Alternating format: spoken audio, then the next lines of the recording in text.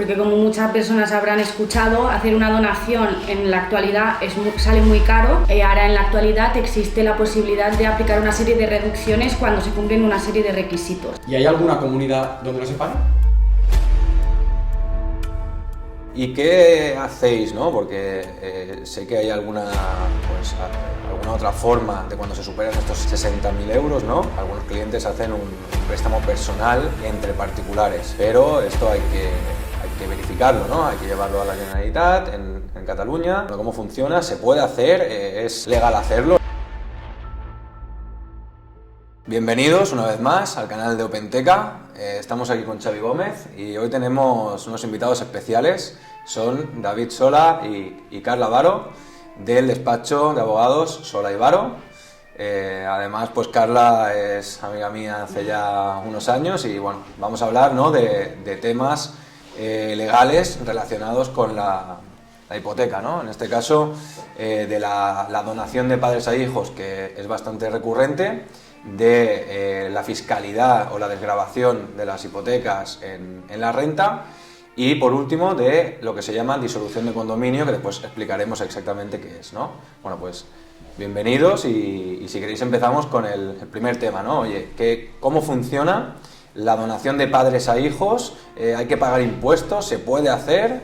Bueno, hay que explicarlo un poco todo porque es un tema que la gente no conoce normalmente. Pues nada, sí, las donaciones, tienen algo muy interesante en el caso de que se hagan donaciones para adquirir la primera vivienda habitual, porque como muchas personas habrán escuchado, hacer una donación en la actualidad sale muy caro, pero ahora en la actualidad existe la posibilidad de aplicar una serie de reducciones cuando se cumplen una serie de requisitos. Entonces, ¿qué significa muy caro? Es decir, si no fuese de padre a hijos o una donación normal, ¿qué pagas? ¿Un tanto por ciento? Tienes que tener en cuenta que interviene principalmente el parentesco que tengas con esa persona. O sea, si es de primer grado, de segundo grado. Hay reducciones. Por ejemplo, si le haces una donación a un desconocido, a tu vecino o a un amigo, es mucho más caro que hacérsela a un hijo, a un primo o a un hermano, dependiendo el grado de parentesco que haya.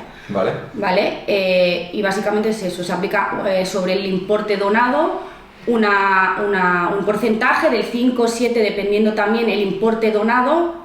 Contra más donas, más porcentaje pagas de impuesto de donaciones. O sea, tiene que ver que no es un porcentaje fijo, ¿no? Es decir, si donas 5.000 pagas X o... No, o sea, cuanto más crece, más es el tanto por ciento. Exacto. Y también depende del parentesco, no sé si también de la comunidad autónoma. Sí, os iba a preguntar, entiendo que aquí hay mucha distinción también entre comunidades autónomas, ¿no? Depende, suelen tener unos porcentajes más o menos aproximados, no es que en Cataluña pagues un 5 y en otro sitio pagues un 10, son bastante coherentes, pero sí que hay que mirar concretamente cada comunidad autónoma para ver...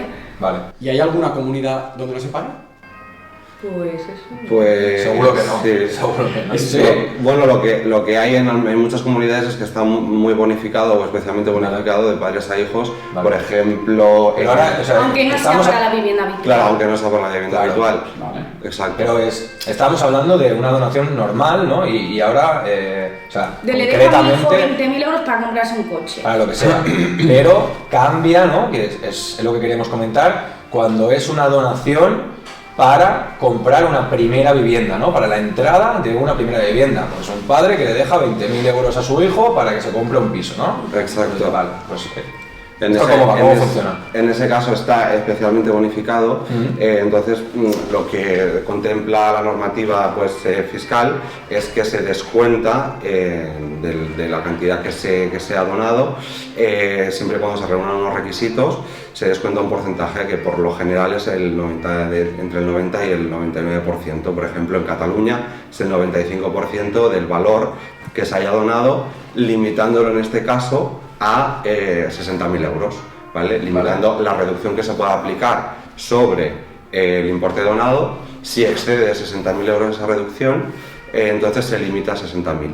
Vale, o sea, es en Cataluña, por tanto, el máximo que tiene deducción, es decir, esa bonificación por ser una donación para la entrada de una primera vivienda son 60.000 euros. Exacto. Por ¿Y ejemplo, cuánta reducción tiene? El 95%, pero ¿cómo se calcula, no? ¿De los 60.000 se paga el 5%, la diferencia entre el 95 o cómo va? vamos a poner dos ejemplos. Vale. Imagínate Ya, que sí, mi padre me dona a mí 40.000 euros, ¿vale? Entonces, de estos 40.000 euros se reduce en un 95%. Por lo tanto, el 95% de 40.000 son 38.000. Se resta 40.000, 38.000 y nos da un resultado de 2.000 euros. Sobre esa cantidad se tributará, sobre los 2.000. Es decir, no se pagan 2.000, sino que se paga un porcentaje sobre esos 2.000 euros, esos que en 2.000. este caso sería de un 5%, por lo tanto, la persona que recibe el dinero acabaría pagando 100 euros. 100 euros. ¿Vale?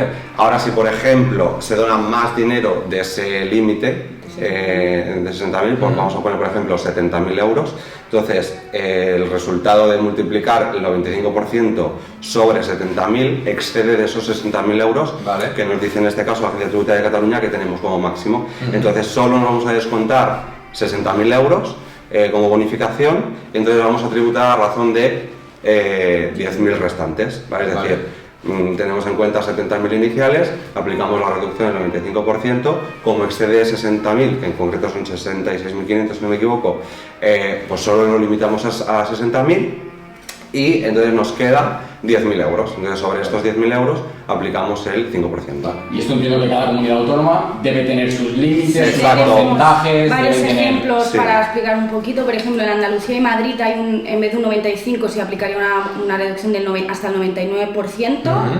En Baleares de un 57% y en Castilla-La Mancha de un 95%, siempre con unos requisitos concretos que también pueden diferir un poco, pero que suelen ser los mismos y que ahora ¿Y explicaré. siempre hasta 60.000 o ese importe también? Eso también puede cambiar dependiendo de la comunidad autónoma. Vale, Sí. perfecto. Y una cosa Vale. muy importante también en Cataluña para las personas con discapacidad igual o con un grado de discapacidad igual o superior al 65%, esta cantidad máxima de 60.000 pasaría a 120.000. Vale. ¿Vale? Es interesante. Entonces, los requisitos que se necesitan para aplicarse estas Claro. reducciones y bonificaciones. ¿Es solo que sea primera vivienda y sea de padres a hijos o hay más requisitos que...? Exacto. Lo primero es que el dinero, que cuando se entregue, en el plazo de un mes, como máximo hay que ir ante notario y hacer una escritura pública de donación. Un mes antes de la firma... Como máximo un mes después, desde Ah. que se entrega el dinero. El dinero. Vale. ¿Vale? Es decir, de la firma de la compraventa, ¿no? No, que se entrega No. el dinero Vale, que del el padre padre o la paga. madre al hijo. Que o se al le hijo. entrega, Imagínate que se hace que- la transferencia, Exacto. la donación. Exacto. Vale. Imagínate que para hacer la hipoteca, pues lo típico necesitas, Sí, sí, yo que sí. sé, una entrada tal y cual, y le hacen la donación pues de X. Pues en el plazo de un mes es como Vale. se tiene que otorgar la escritura de donación. ¿Y da igual que se haga antes de la escritura de compraventa o después? No, se tiene que hacer antes, Vale. ¿vale? Y luego tienes, a partir de cuando, a contar desde la fecha de la donación, de la escritura de donación, tienes 3 meses para poder hacer la escritura de compraventa. Vale, pero ya está montado de manera lógica, ¿no? Es decir, con 3 meses da tiempo suficiente de sobra para que se firme la hipoteca. Entonces, lo normal sería, si te hacen esa donación, que te la hagan, tienes un mes para hacer la escritura de donación, entiendo, y luego tienes 3 meses hasta firmar la hipoteca, que es un Sí, tiempo cuando viene un razonable. cliente le Exacto. preguntamos sobre todo cómo tiene estructurado todo para decirle, Claro. ojo, que hasta tal Sí, porque día a lo puedes mejor, aplicarte la claro, si hipoteca. es una vivienda nueva que te la entregan en 6 meses, ojo, que tienes 3, ¿no? Pues hay Exacto, que tener en claro. cuenta esto, Y claro. además hay muchas entidades financieras que cuando hay donaciones de este tipo, ¿no? Claro, un cliente que vaya a pedir una hipoteca tiene 20.000 euros en la cuenta y pasa a tener 60.000 o 70.000, ¿no? De golpe, el banco siempre, como pide el extracto bancario para comprobar movimientos y demás, se fija en un movimiento tan importante como ese y Claro. seguramente, nos ha pasado, digamos, nos piden La pues, la justificación. escritura Exacto. de elevada a público en el notario o el registro en la comunidad autónoma también, Ajá, el impuesto de los como préstamos, tal. por ejemplo, Claro, ¿no? En este sentido. Además hay bancos que sí y bancos que no, es decir, hay bancos que les da igual que los fondos propios aportados para la hipoteca, es decir, entrada más impuestos y gastos, vengan de una donación de los padres, pero hay bancos que no, o que no sea todo donación. ¿Por qué? Porque no es lo mismo un cliente que ha tenido la capacidad de ahorrar ese dinero que un cliente, pues, oye, porque se lo deja a su padre por lo que sea o porque tal, tenga ese dinero ahorrado, ¿no? No demuestra el mismo, digamos, perfil de crédito un cliente u otro, ¿no? Entonces eso también, pues con cada banco hay que tenerlo en cuenta. Pero eso es un tema financiero, no es un tema legal. Más requisitos es que se destina a la primera vivienda habitual, nada de ni segundas residencias ni nada de eso. Luego, la persona que reciba el dinero no puede tener más de 36 años. Vale. A excepción de las personas con discapacidad igual o superior a 65%.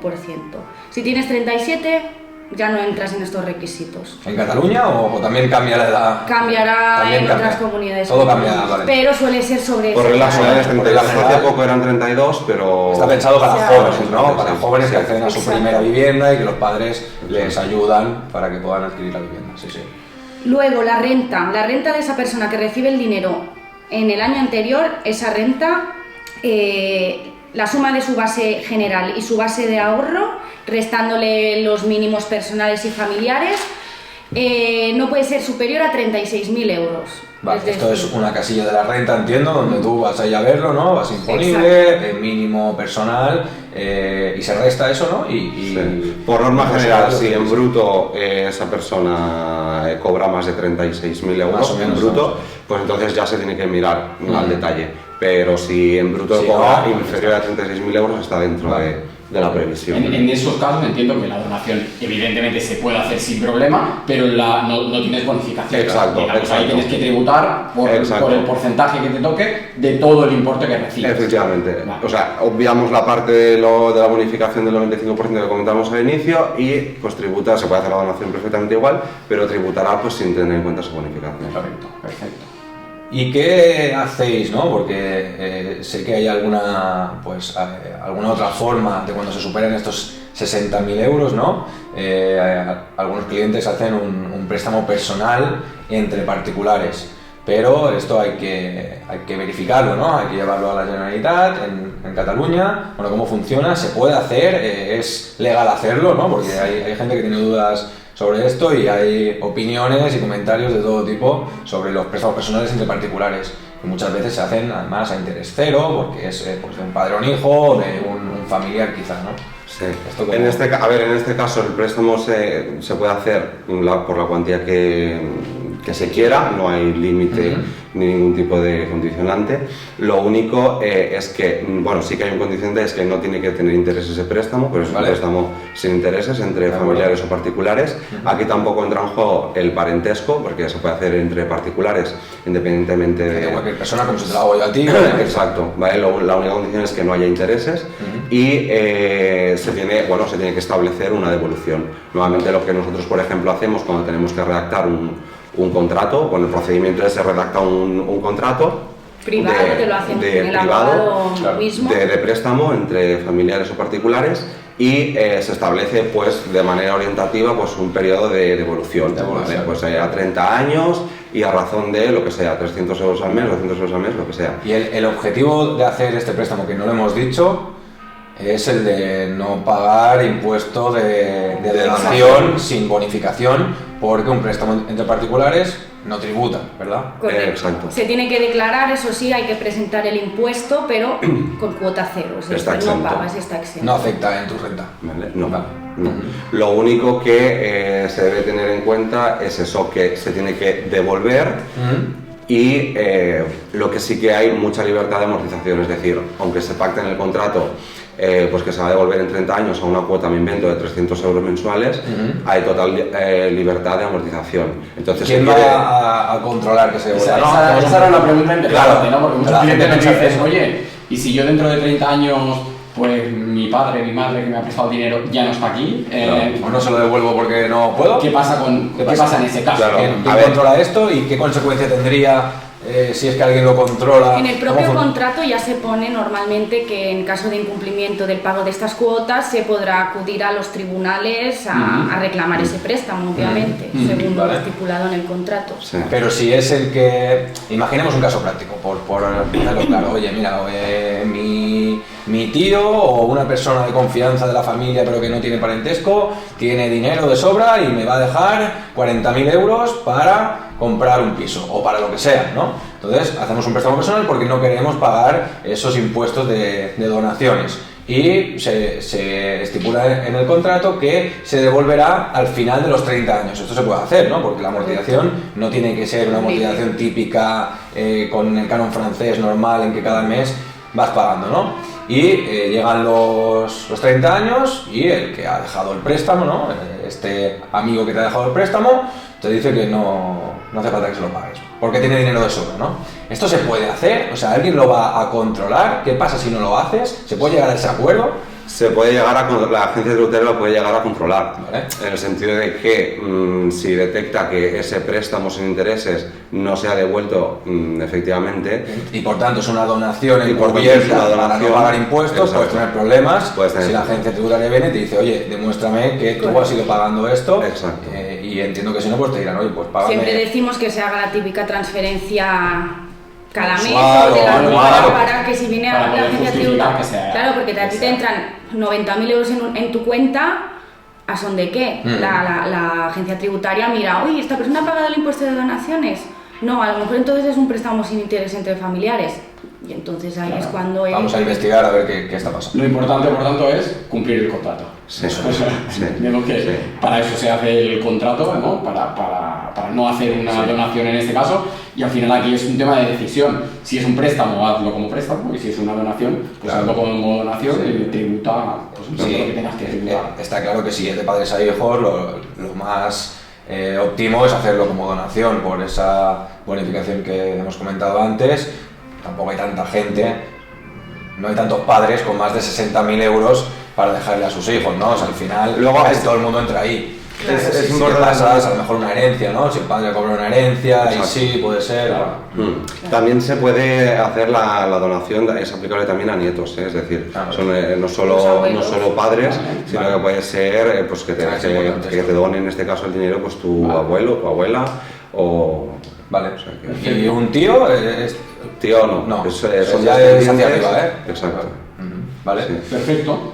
Yo creo que queda claro, ¿no? Entonces, a ver, yo lo que diría es que si hay que hacer una donación, pues que lo miren bien el tema legal, ¿no? Porque no es tan fácil. Que se cumplan los Pues, requisitos, sí, porque sí. ya te digo, con 38 años pues, o 37 sigues siendo joven, pero ya no entrarías aquí en la donación bonificada, entonces pues sí que Claro. pagarías ya normal y es algo que hay que estudiar. Hay que mirar en cada comunidad autónoma, depende de cada cliente, bueno, hay que hacer las cosas bien en estos Exacto. casos porque si no, luego tienen más problemas que los que... Que con Hacienda ya se sabe.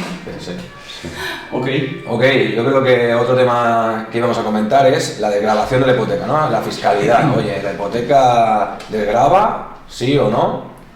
Solo pueden desgravarse las hipotecas que se han firmado antes del 1 de enero del 2013. Las Vale. posteriores, nada, a excepción de si resides en el País Vasco o Navarra. Vale. ¿Vale? Ok. Por lo tanto, pues... Como reglas generales. Exacto. Antes sí, ¿no? Yo mi hipoteca la firmé en 2010, si no me equivoco, y Todas las ahí sí anteriores, que tengo desgravación, e incluso creo y entiendo que tengo desgravación si me cambiara de entidad financiera, pero mantuviera la hipoteca, digamos, en ese sentido, ¿no? Sí, Exacto. sí, sí. Vale. De hecho, no se tiene en cuenta la hipoteca, sino que la vivienda habitual se haya adquirido anterior al 1 de enero de 2013. Vale, es más por la compra de esa vivienda, no por la firma de la hipoteca. Exacto. Pero Obviamente obviamente va la hipoteca. Exacto.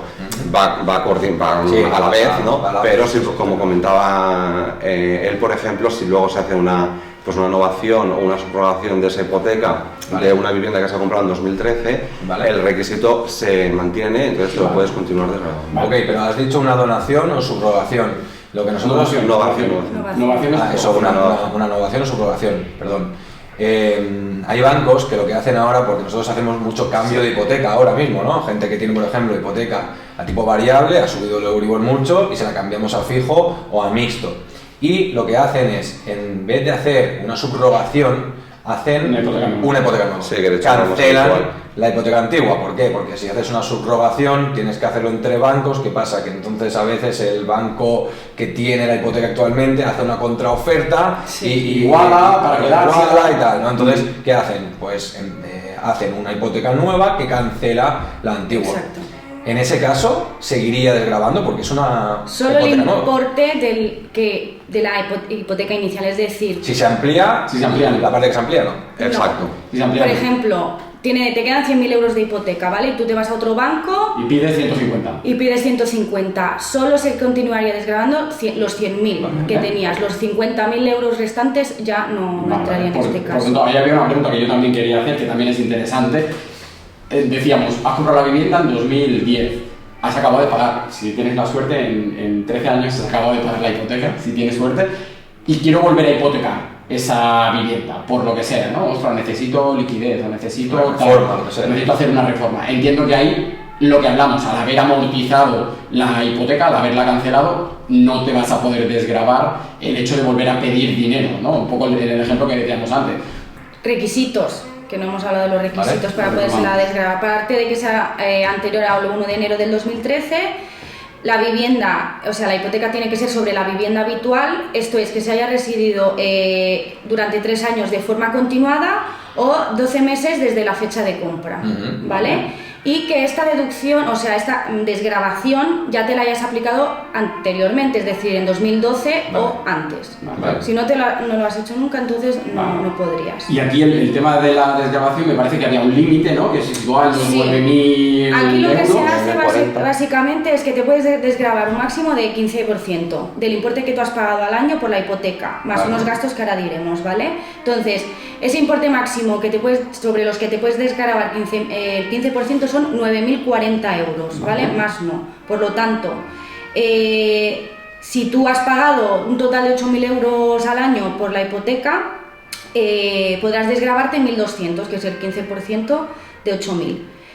Dependiendo también de la comunidad autónoma, porque aquí va la base general y la base de, bueno, el tipo de la comunidad autónoma concreto en cada caso, que también, bueno, pero entiendo que el límite de 9.000 es general, digamos, correcto. ese sí que se establece a nivel general y por el encima de tema eso, del 15%. y por encima de eso, si alguien paga 1.000 euros de cuota al mes, son 12.000 al año, hay el límite en 9.000. Bueno, también hay que decir que en caso de que sean 2 personas las que pagan la hipoteca, que es lo que suele el típico matrimonio, la pareja que paga la hipoteca a medias, si cada persona de la pareja hace su propia renta, entonces esa base de 9.040 euros se ampliaría a 18.080. Eso es interesante. Sí. Eso es interesante. Y gastos, aparte de la cuota que se pague al mes, también hay que tener en cuenta que hay otros gastos que se pueden incluir como pagos a cuenta de la hipoteca, como son las comisiones, los seguros vinculados, amortizaciones anticipadas y una serie de gastos más. Vale, Para no hacernos pesados, pero que también hay que tener en cuenta. Genial. Perfecto. Esto es interesantísimo en nuestro caso para toda aquella gente, pues eso, que tenga la hipoteca variable y que a lo mejor piense, hoy no, es que yo perderé la bonificación. Oye, no la pierdes, ¿no? Cambia la hipoteca variable a fija o mixta porque no vas a perder eso y vas a reducir la cuota, ¿no? Porque seguro que te bajan los intereses. Ya no para las nuevas, porque las nuevas, las nuevas no hay deducción fiscal, pero sí para ¿no? Claro, en la gran cantidad de hipotecas que todavía están vivas y que, ostras, pueden optar a esta bonificación, que yo creo que es, bueno, pueden optar, no, seguro que esta gente opta, pero el hecho de cambiar el tipo variable a tipo fijo a tipo mixto no te perjudica en ese sentido. Está claro.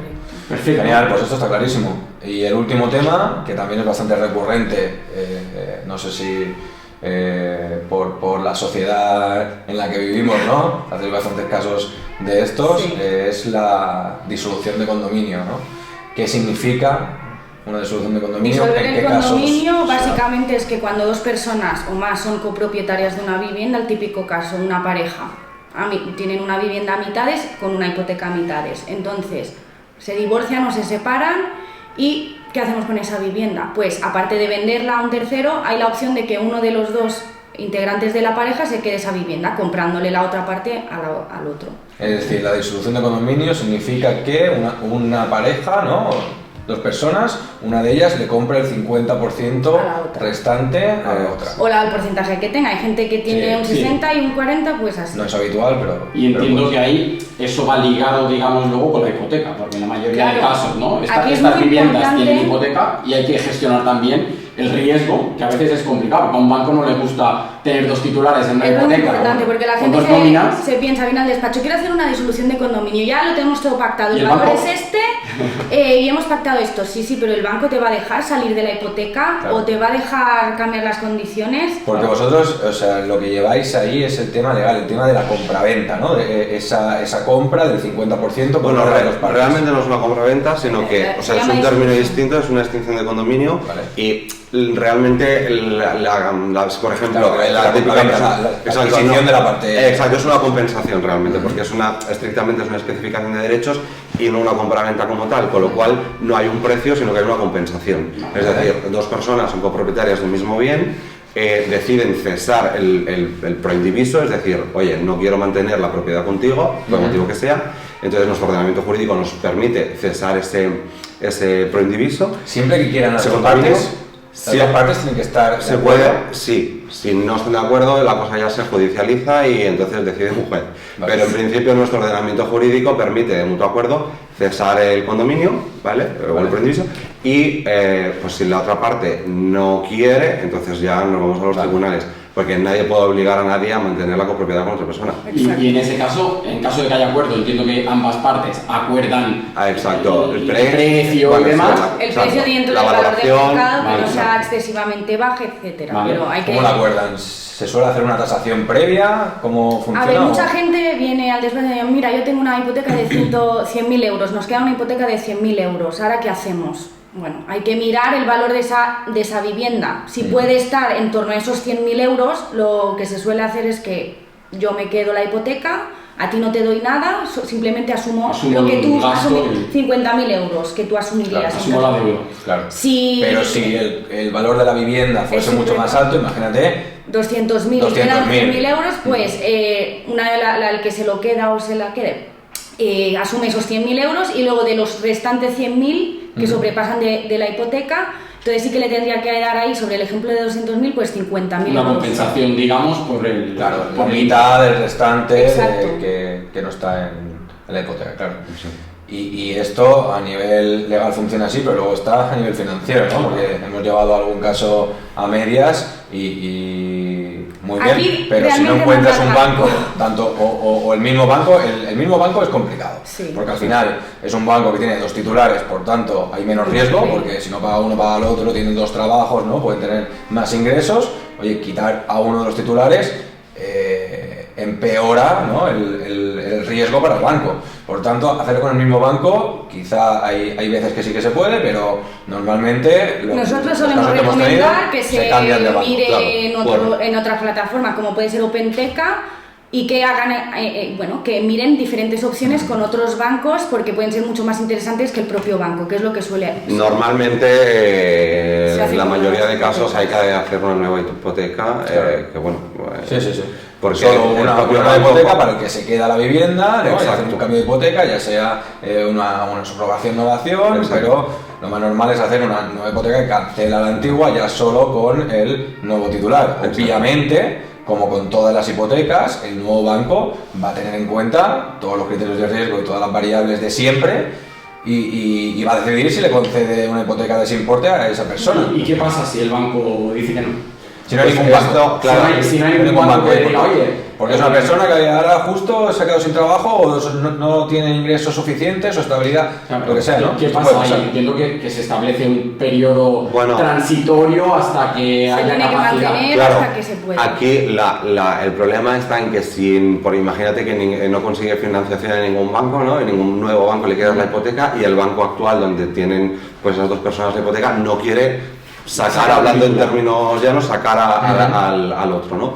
Entonces, claro, hay dos opciones: o no se hace la extinción de condominio, o lo pueden hacer a nivel privado, porque es un pacto privado, lo pueden hacer perfectamente, pero con el riesgo y con el problema de que la hipoteca van a continuar siendo titulares los dos. Eso quiere decir que en el caso de que el que asume con contrato privado el pago de la hipoteca no pagara, el riesgo, el otro titular sigue estando. Efectivamente. No aconsejamos para nada. No lo aconsejamos nunca, porque que en todo caso se podría luego en un proceso judicial reclamarlo, seguramente y demás. Mejor hacer las cosas. Y ahí también hay una cosa que complica todavía más la situación, y es que esa nueva persona que sale de la disolución del condominio, que sale de la hipoteca, si sigue manteniendo el riesgo, digamos, va a ser difícil que tenga acceso al crédito en cualquier caso, porque sigues teniendo una deuda, aunque no vivas ahí. La condición es siempre que el que se desprende de todo no quiere salir en él. Porque luego esa persona se va a comprar seguramente un piso para él o ella. Y el nuevo banco le tiene en cuenta el endeudamiento de esa hipoteca, que aunque no la esté pagando a a nivel real, ¿no? Porque la paga la otra persona con Sí, su y dinero en aunque su lo puedas cuenta. justificar, Y yo lo creo puedo que- justificar, oye, que yo no pago nada ya, pero salen sirve y a ti te cuenta ese endeudamiento Pero eso que siempre es perjudica el importante, endeudamiento. antes de hacer la disolución de condominio, hablar o mirar bancos. Para ver que se permite hacer la operación, porque Claro. si no me va el banco de la mano, O sea, entiendo que antes de vosotros Es complicado. empezar a trabajar más en ese sentido, primero recomendáis al cliente, oye, vamos a mirar primero los bancos porque si no, no tiene sentido que continuemos no, claro. con esto porque no vamos a poder Pero hacerlo. otras opciones como la venta a un tercero. Claro, Mm, claro. Sí, Claro, claro. gente que no- Si no se puede, entiendo que esa es la solución más razonable, ¿no? Oye, Vender, vendemos, liquidar deuda y que cada uno queda y luego Sí, exacto.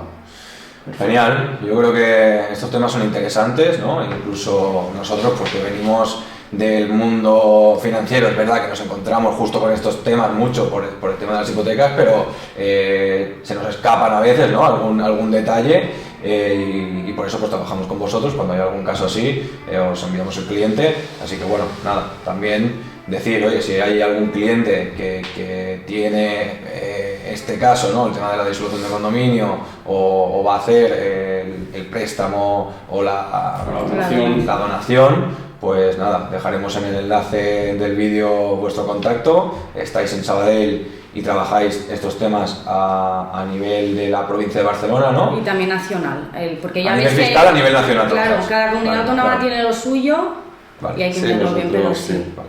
Aparte de otros temas civiles y penales que también lleváis en el bufete. Correcto. Muy bien, chicos, pues nada, muchas gracias por estar aquí hoy A vosotros. A vosotros por y invitarnos. seguro que volveremos. Gracias. Gracias.